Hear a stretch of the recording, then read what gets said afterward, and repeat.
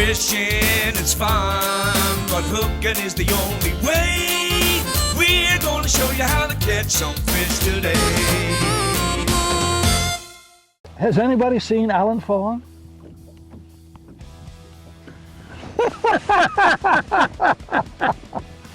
Duh. Well, it's Alan Fong Outdoors, and it's What Would Alan Do? Okay, Alan, we're having too much fun. Okay, we've had a lot of questions come in on the internet about brush hogs. Yep. And, you know, like, when do you use them? Isn't that an old bait? Well, they've been around for a long time. Like I told you guys earlier, if you look at the last week's report, you know, I was fortunate to get to test them when they first were available, and I've been using them ever since. So it's something that I didn't put down and just left it. You know, I use them all the time, and you can use them any time of year, but I like to use them in the winter and right before springtime. Okay, so you tested them when they first came out? Yep, I sure did. That was in the last century? Sure was. Okay. A long time ago. Now, I fished with you once or twice in my lifetime. Yeah. How about the colors? Anything particular in colors? I usually just pick colors for how the water conditions are. Clearer the water, more translucent color, and dirtier water, the darker the color. So when it's real muddy, I use black. Okay, use little ones or big ones? Or? I just use the big ones. Okay. Once in a while when I'm desperate in a lake, I'll use the smaller ones, but most of the time I use big ones.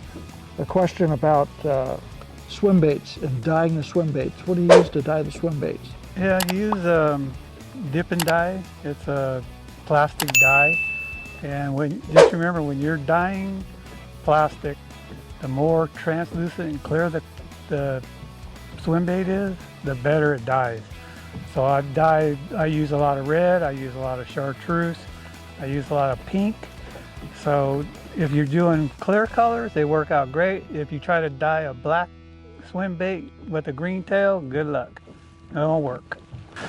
So if you're dyeing and you dye like a swim bait, white swim bait with a chartreuse tail, and when I lay them in a box, I lay them all the same way with the tail at the same end, because if you lay that green on the lure, it's going to bleed into it. Yeah, you don't want a bloody tail. Yeah. And then, if you know those stretchy baits I showed you guys by Z-Man, if you dye that, it'll melt the thing in time. So you can use it for, you know, a couple trips, and after that, and it doesn't dye very well. And the nice thing about the dye, when you get it on your fingers, yeah, don't it come stays off. there. So don't play with it with your fingers. Nope. Serious stuff. Okay. We had a question, looks like from Lydia, regarding the pre-spawn and about using brush hogs. You use brush hogs in the pre-spawn? What would you use in pre-spawn? You can, but during the pre-spawn, when bass are starting to look around and feed heavily, and they're in such shallow water that I'd rather throw a single. You'll have a lot better success rate. But I've been punching, like if you look at the brush hog video I just posted not too long ago on my channel, I use, when I get to the areas where it's like a lot of pennywort, that weed, pennywort, then you'll see me pick up my punch rod. That's what I said, when I'm going around, whatever kind of terrain I come to, if I think there's fish there, I'll pick up that style bait. Okay, so when you're punching, do you use brush hogs to punch with, or do you use other creature type baits? I use, well, this time of year, early in the spring, I use brush hogs. Okay. And catch a lot of fish. Fish addict. So send in a little thing, want to know about salmon and Folsom. Yeah, you know, this year has been a really weird year. A lot of the local lakes around here, like Folsom, Orville, Berryessa, they didn't turn over like they normally do in December or January. So the salmon fishing is a little bit tough. They're catching them, but it's been a little bit tough. Okay. But they are catching them. We had a question here about a person wanted to go to San Francisco for halibut. When would be a good time? And right now. Right now? Yeah. Usually halibut season starts a little later, like in April, May, June is probably your hotter months. But this year it started early. Okay. But there's no bait receivers open, so you have to use tray bait, and they're trolling. So there's a couple charter boats out there right now taking out 20 people, and they're trolling around the South Bay, and they're using tray anchovies behind an 8-inch Dodger, and they're coming with limits. So they're coming in with 60 fish. And they're nice grade of fish. You know, a lot of them are just keepers, but there's a lot of them up to 15 pounds. So it's really good right now. I'd really, if someone asked me, you know, halibut's worth going, yes, it's very worth going out there.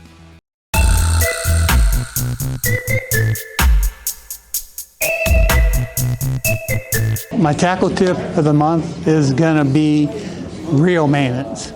You wanna use a light oil like a 3-in-1 or any light oil and don't use silicone grease or anything like that. Just use a basic light oil. You don't wipe it, you just put a couple drops on each bearing and you're done. It only take you 2 seconds and your reel will work like perfect. So these things are like tools. So you need to do a little maintenance on them, and all these bait casting reels are pretty simple. They have a bearing on the side, so somehow there's a little lever or there's a little clip on there where you can open this reel.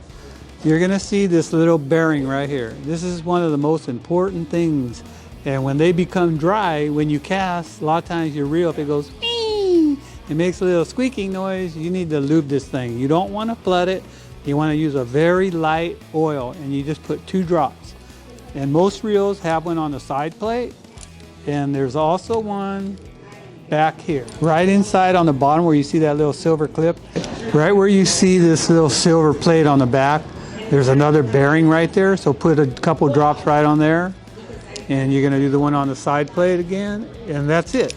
And then maybe a couple drops on the worm gear, and you're good to go. And you don't wanna do it a lot, because what'll happen is you'll get grit in there. So like, I do it like maybe once a month, and I fish 3 to 4 times a week. So you don't want to overdo it. But it's very important to keep them lubed. Otherwise, you're going to end up getting backlashes. Warren, did you get a big one? I did. What happened to your chatterbait?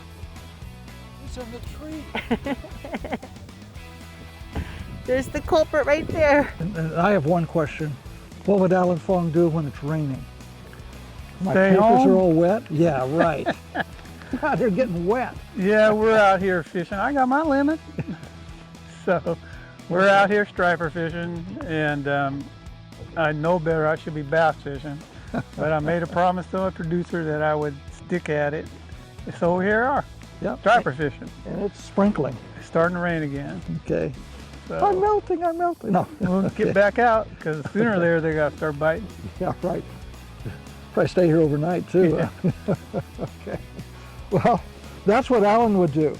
Yep. Now, if it's going to rain, hopefully you're a little bit smarter than Alan. You don't go out in the rain and get Come on. soaked. Some of the best action I ever had in my life has been out here in the rain. How you guys doing?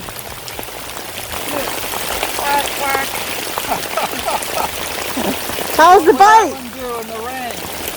Fish.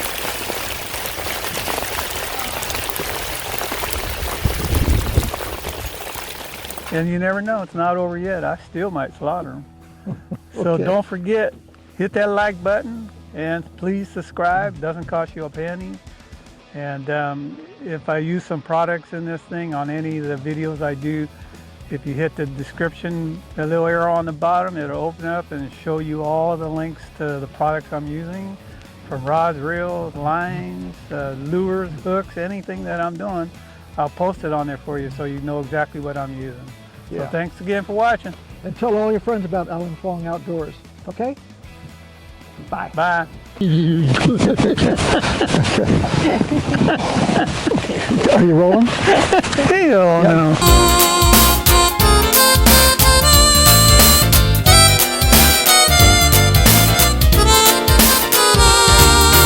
Fishing is fun, but hooking is the only way.